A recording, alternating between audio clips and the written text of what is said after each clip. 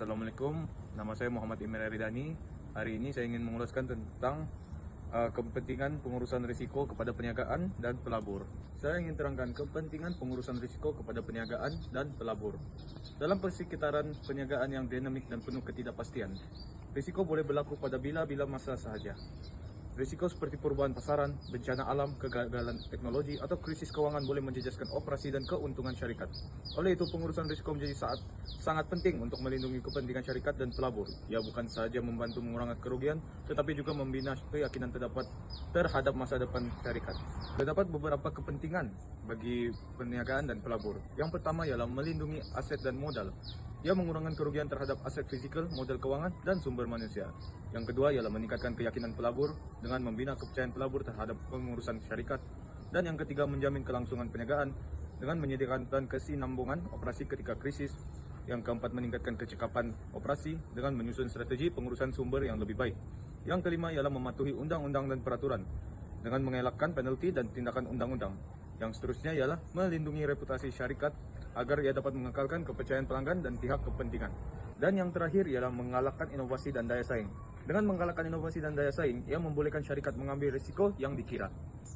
Terdapat contoh praktikal atau kajian kes yang menunjukkan risiko-risiko ini dalam situasi dunia sebenar. Dan sebagai contohnya ialah syarikat Air Asia. Saya akan menunjukkan laporan bukti risiko di mana syarikat Air Asia berhadapan dengan krisis tersebut di slide video seterusnya. Terdapat beberapa risiko keuangan yang dihadapi Asia semasa pandemi COVID-19.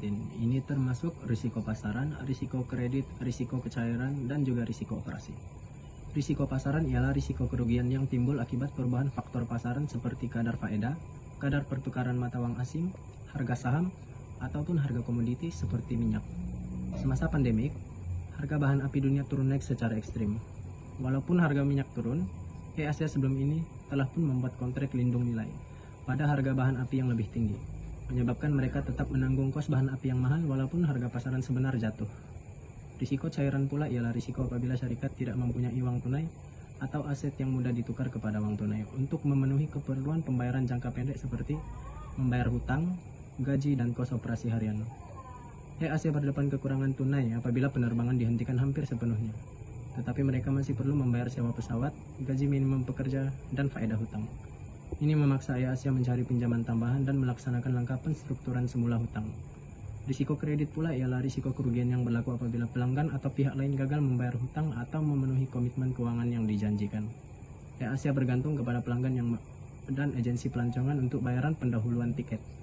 Apabila ramai pelanggan menuntut bayaran balik untuk penerbangan yang dibatalkan, ada juga pihak yang gagal membayar hutang kepada Asia, menyebabkan peningkatan risiko kredit. Risiko yang terakhir yaitu risiko operasi pula ialah risiko kerugian akibat daripada kegagalan dalam proses dalaman manusia, sistem teknologi, atau disebabkan faktor luaran seperti bencana alam ataupun pandemik. Dengan sekatan perjalanan antara bangsa, Asia terpaksa menutup banyak laluan dan memberhentikan sebahagian besar operasi penerbangan.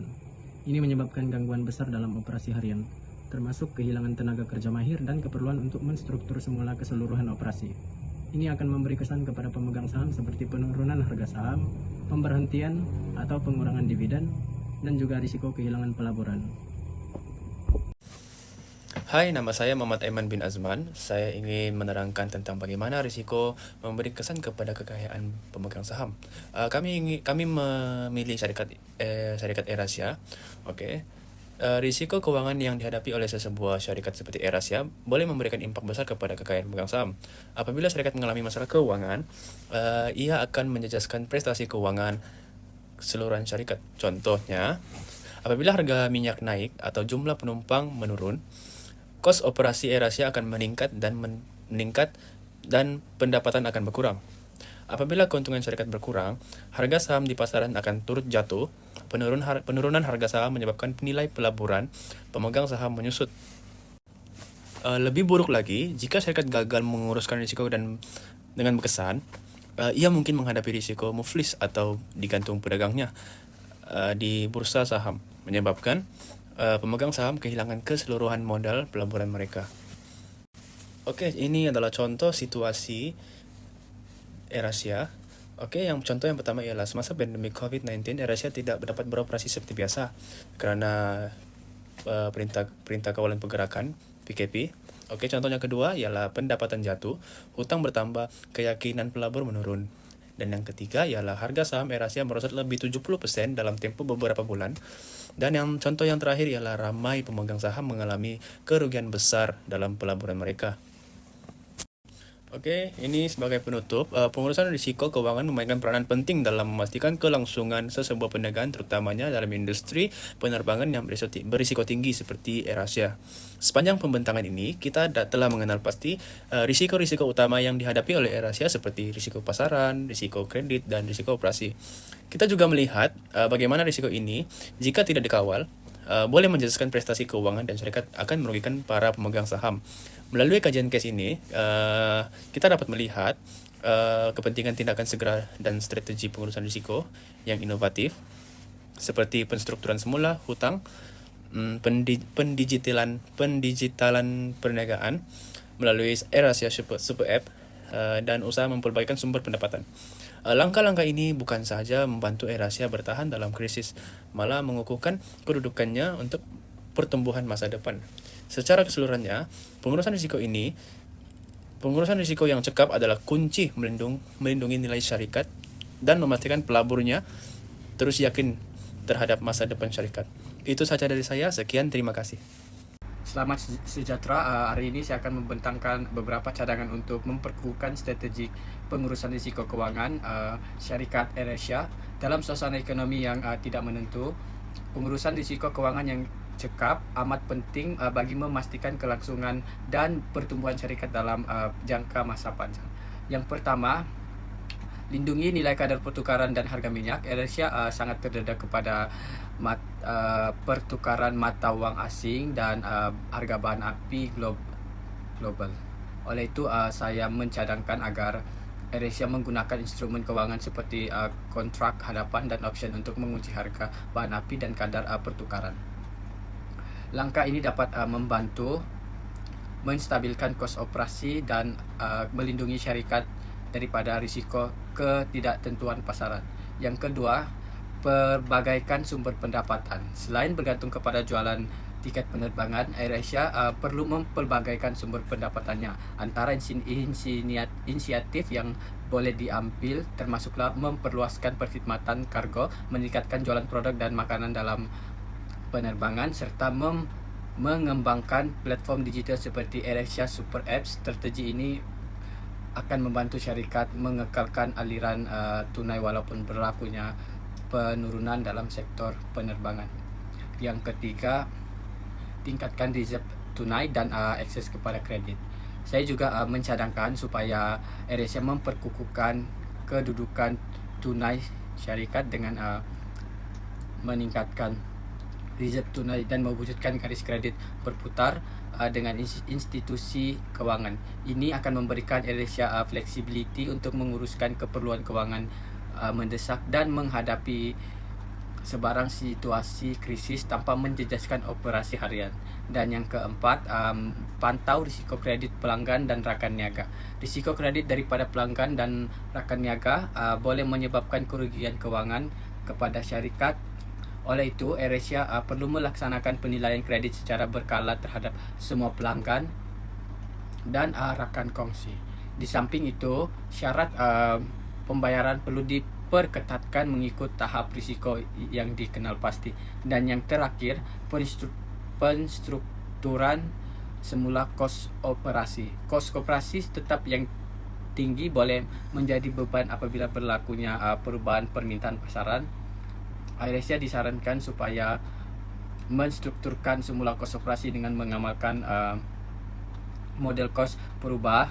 Contohnya sewaan pesawat berdasarkan penggunaan. Selain itu, syarikat perlu merundingkan semula kontrak dengan pembekal bagi mendapatkan kadar yang lebih kompetitif. Sebagai kesimpulannya, pengukuhan strategi pengurusan risiko keuangan adalah kunci untuk memastikan AirAsia terus berdaya saing dan berdaya tahan dalam menghadapi ketidaktentuan ekonomi global. Dengan melaksanakan cadangan-cadangan ini, AirAsia akan lebih bersedia untuk menghadapi cabaran masa depan dan memanfaatkan peluang pertumbuhan yang ada. Sekian, terima kasih. Hai, saya Saratan. Saya ingin menerangkan tentang kajian case pengurusan risiko keuangan oleh AirAsia. Sebagai contoh kajian case, kita melihat kepada pengalaman AirAsia semasa menghadapi krisis pandemik COVID-19 bermula pada tahun 2020. Sebelum pandemik, AirAsia mencatatkan prestasi keuangan yang kukuh. Namun, sekatan perjalanan global menyebabkan semua operasi penerbangan terhenti hampir sepenuhnya. Akibatnya, AirAsia berdepan risiko keuangan besar seperti yang pertama ialah penurunan pendapatan hampir 90% dalam suku kedua tahun 2020. Yang kedua, ketidakmampuan untuk membayar pinjaman dan komitmen keuangan. Yang ketiga, kejatuhan nilai saham secara mendadak di Bursa Malaysia. Untuk menguruskan risiko ini, AirAsia mengambil beberapa langkah strategik. Yang pertama, penstrukturan semula hutang melalui rundingan dengan pemberi pinjaman.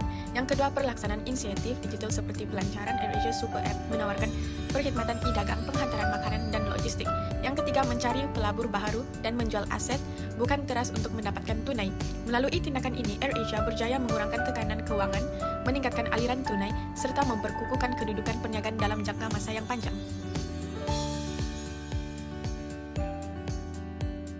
Sebagai kesimpulan, pengurusan risiko merupakan aspek penting dalam menjamin kelangsungan perniagaan, khususnya dalam industri penerbangan seperti AirAsia. Kami telah mengenal pasti 3 risiko keuangan utama yang dihadapi AirAsia, yaitu risiko pasaran, risiko kredit, dan risiko operasi yang memberi kesan besar kepada kekayaan pemegang saham. Melalui langkah strategik seperti penstrukturan semula hutang, pendigitalan, perkhidmatan melalui AirAsia Super App, dan pemelbagaian perniagaan, AirAsia berjaya mengurangkan impak risiko ini. Pengurusan risiko yang efektif bukan sahaja membantu syarikat bertahan dalam situasi sukar, malah melindungi nilai pelaburan para pemegang saham. Dengan ini, kita dapat memahami bahwa strategi pengurusan risiko yang kukuh adalah kunci kepada kejayaan jangka panjang sesuatu perniagaan.